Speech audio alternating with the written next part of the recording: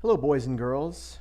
Thank you for welcoming me into your third grade classroom. My name is Mr. Dobler.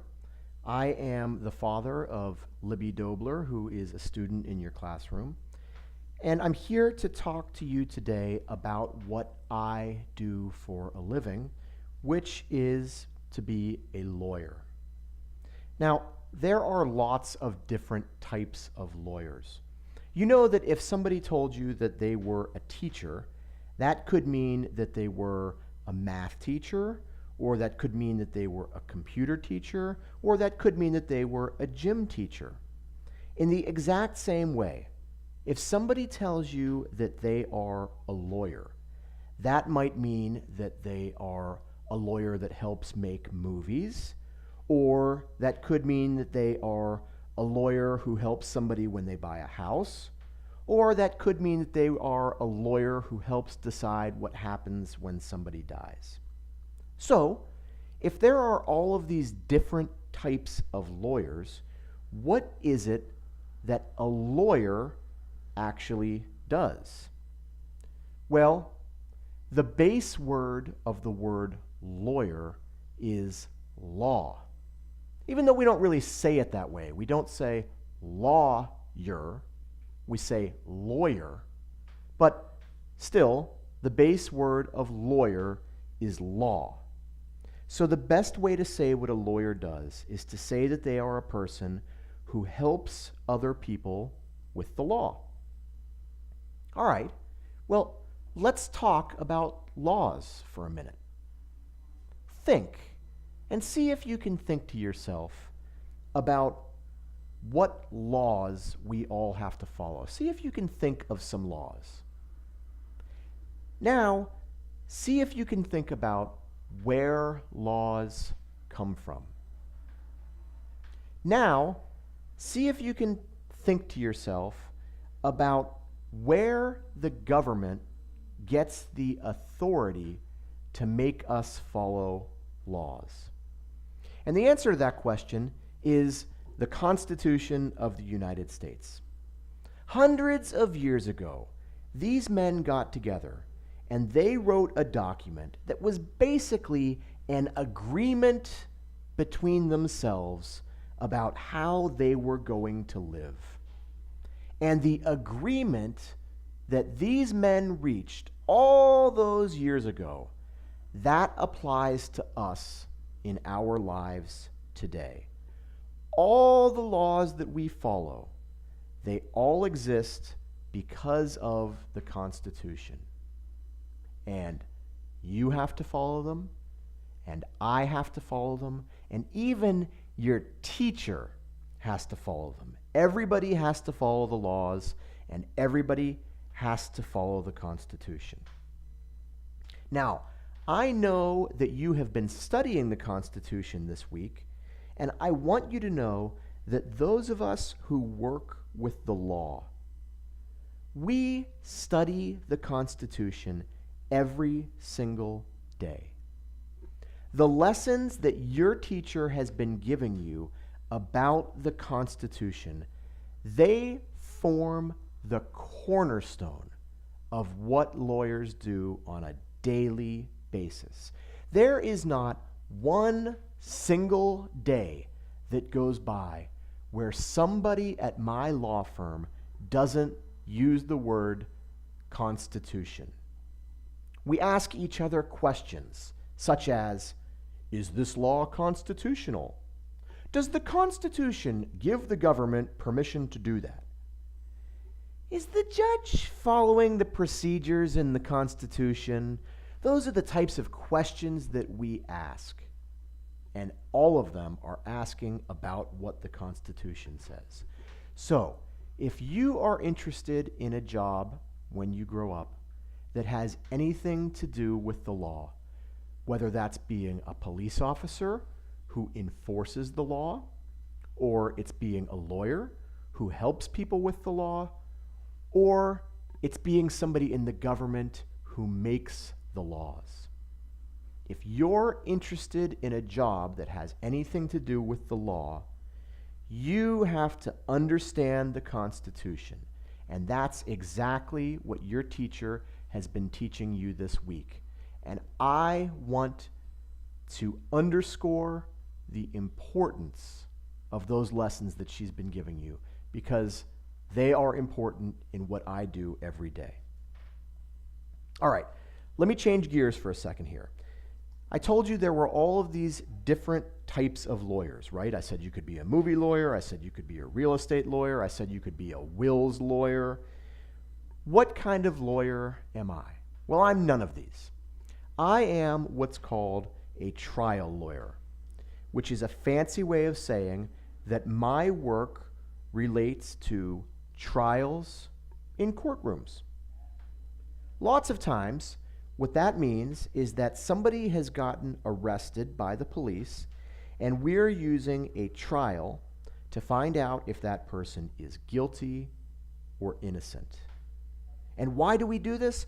Why is it that we use trials to find out if somebody's guilty or innocent? Because that's what the Constitution tells us that we have to do. Because the Constitution says that everybody is entitled to a trial. So, let's say that that's the first thing that the Constitution tells us with respect to trials. Number one, it says you are entitled to a trial. If you get in trouble, you are entitled to a trial. Number two, it says you are entitled to a jury. And we'll talk about exactly what a jury means in a second. But you are entitled to a trial by jury, if that's what you want. And the number three thing that the Constitution tells us if you get in trouble is that you are innocent until proven guilty. Innocent until proven guilty. So these three things, a trial, a jury, and that you are innocent until proven guilty, these are the rights that the Constitution gives us if any of us get in trouble.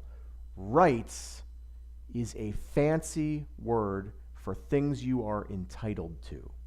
Things that you're just born getting. Those are the rights. Now, let's zoom in and look at just this last one, because those are some words that are pretty specific.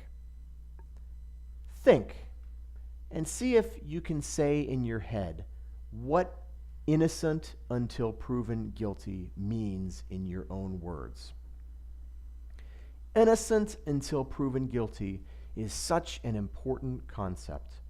And if anything sticks with you when I finish this talk, if you go home singing in your head, innocent until proven guilty, then I feel as if we've accomplished something here today.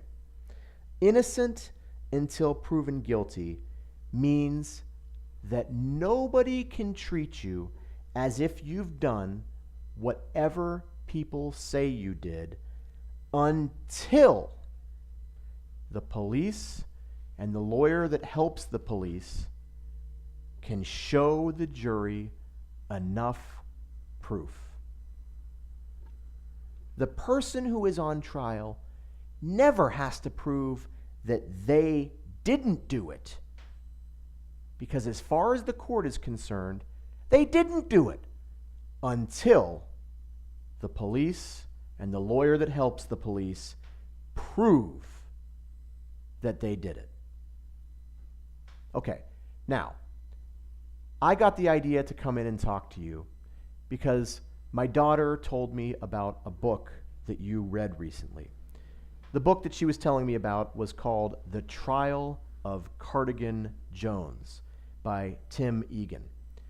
And I'm sure all of you remember this story, but let me just sum it up for you very quickly. In this story, Cardigan Jones, who's this moose wearing the hat here in the picture, Cardigan Jones was arrested and accused of having stolen a pie.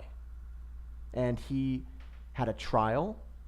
And during that trial, it was discovered that he, in fact, had not stolen the pie, but instead, he was just clumsy, and his antlers had knocked the pie off of the place where it was sitting into the bushes. So it was a case of mistaken facts, and ultimately, Cardigan was found to be not guilty. So just the same way we talked about before, where there is a trial because somebody's been arrested, they have a trial, and they determine whether that person is guilty and goes to jail or is innocent and is free.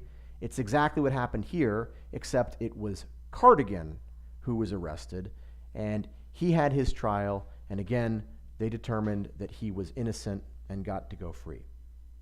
So what I want to do is I just want to go through the story of the trial of Cardigan Jones, and I want to look at it with the Constitution in mind.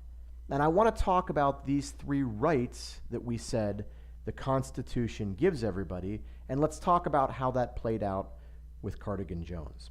So let's ask ourselves the first question. Did Cardigan get a trial? Well, he sure did, right?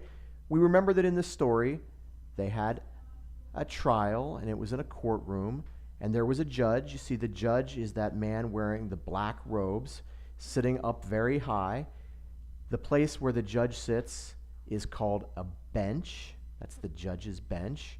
And next to the judge, there's a witness who takes the witness stand, even though she's sitting down. That's called the witness stand.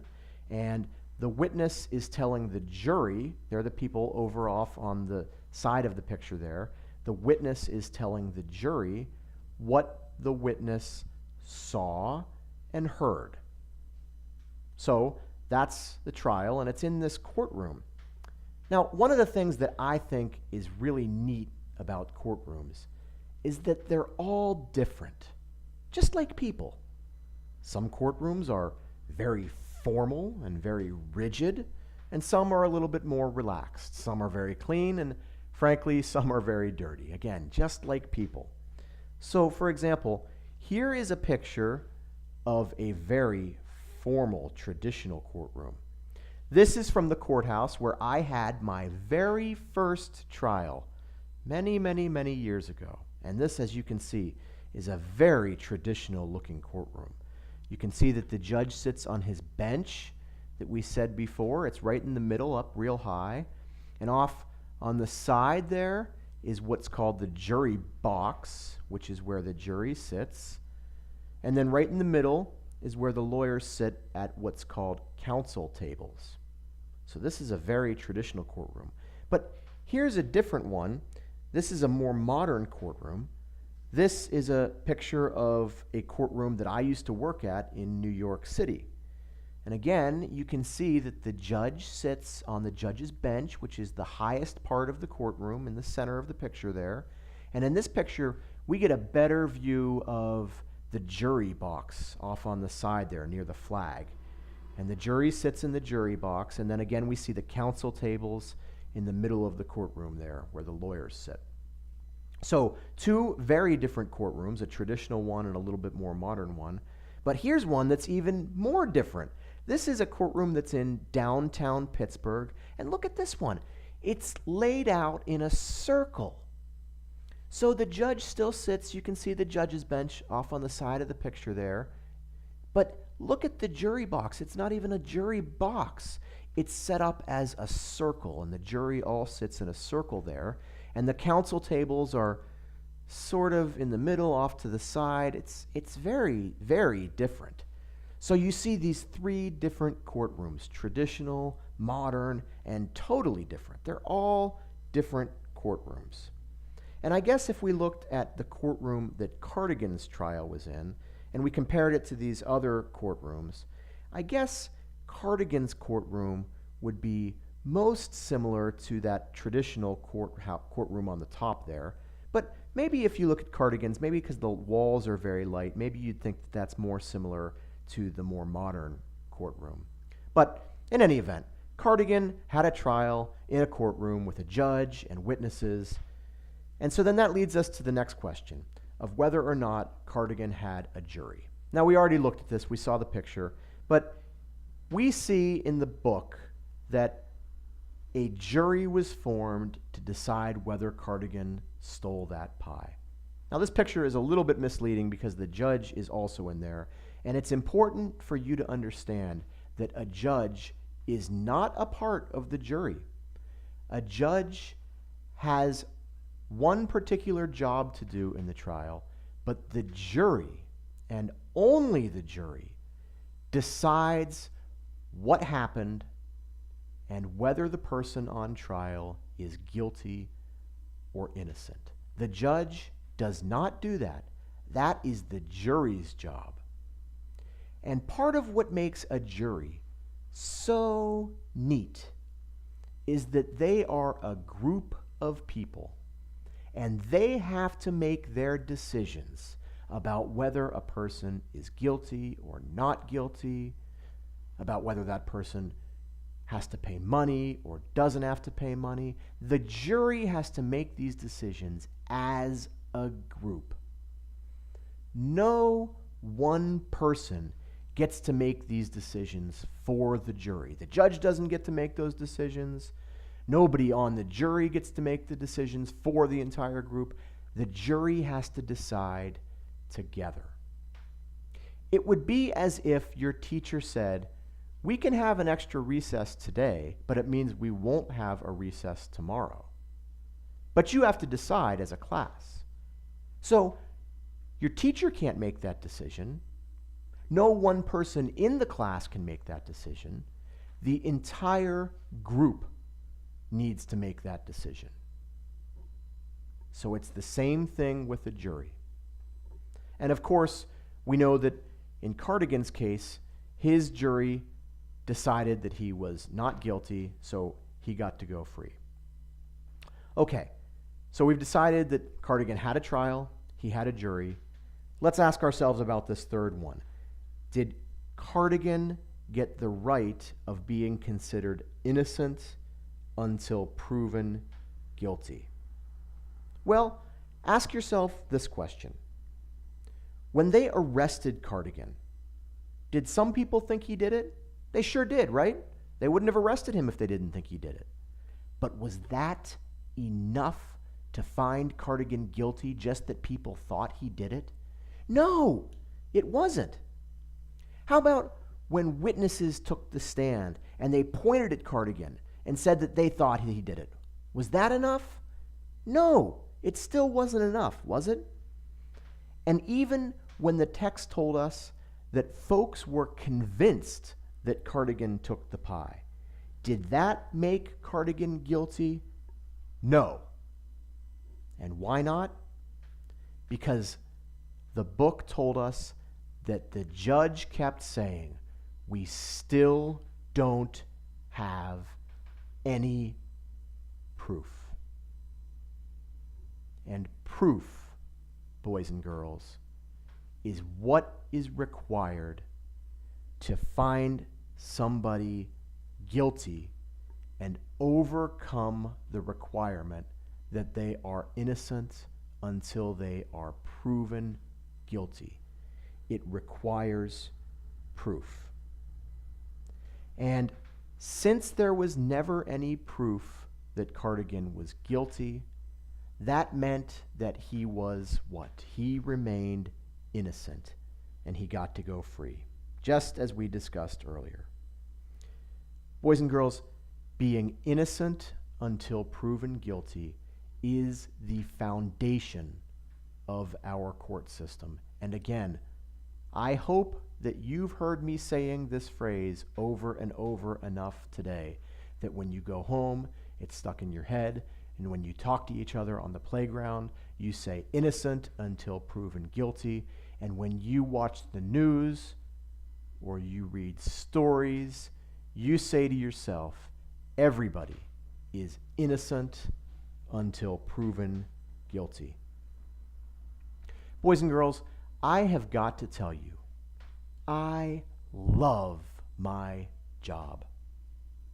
There are so few grown-ups who truly love what they do, but I'm one of them. I have a job where I get to make a difference every day. You can earn good money doing it, and you get to work on interesting things that make you think all the time. If any of you have even the slightest interest in being a lawyer or being a trial lawyer, I encourage you to follow that curiosity. There are 3 things that I think that you can do even now, even as 3rd graders, to set yourself up on a path to be a trial lawyer. And the first one is stay out of trouble. It's hard to be someone who helps other people follow the law if you have been in a lot of trouble yourself. And even when you're little, trouble that you get into as a little kiddo tends to follow you to when you become a grown-up. It's something I wish somebody had told me when I was your age.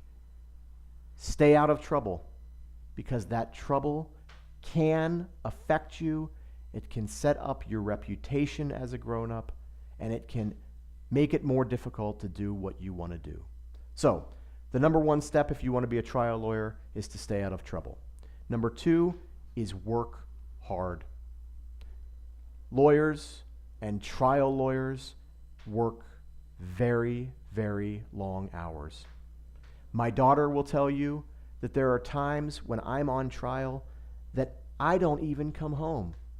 Sometimes I live in a hotel so that I can work all day and all night on that trial. I don't even want to make my bed or take the garbage out. I just want to work on trial.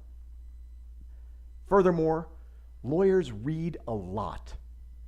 We read things that judges write. We read things that other lawyers write. We read a lot. So I know that you all are making the transition from learning how to read to reading to learn. And I think that that is really important. Read as much as you can, because it will give you very good habits if you're interested in being a lawyer, to being able to read a lot. So number 1, if you're interested in being a lawyer, stay out of trouble. Number 2, work hard. And the number 3 thing that you can do if you're interested in being a lawyer is to ask questions. Ask questions, boys and girls. It is so important to have a questioning mind. That's what trials are all about. The lawyers ask the witnesses questions. The judge asks the lawyers questions. The jury asks themselves questions. Questions, questions, questions. So if you're interested in being a trial lawyer, and even if you're not, it's important that you learn to ask questions, and you only learn to ask questions by asking questions, and practice that skill of asking questions. Ask your parents questions, ask your teacher questions, and ask each other questions, because it's a good skill to have, and it's important to have a questioning mind. Again, boys and girls, my name is Mr. Dobler. I'm a lawyer, and thank you for having me in your classroom today.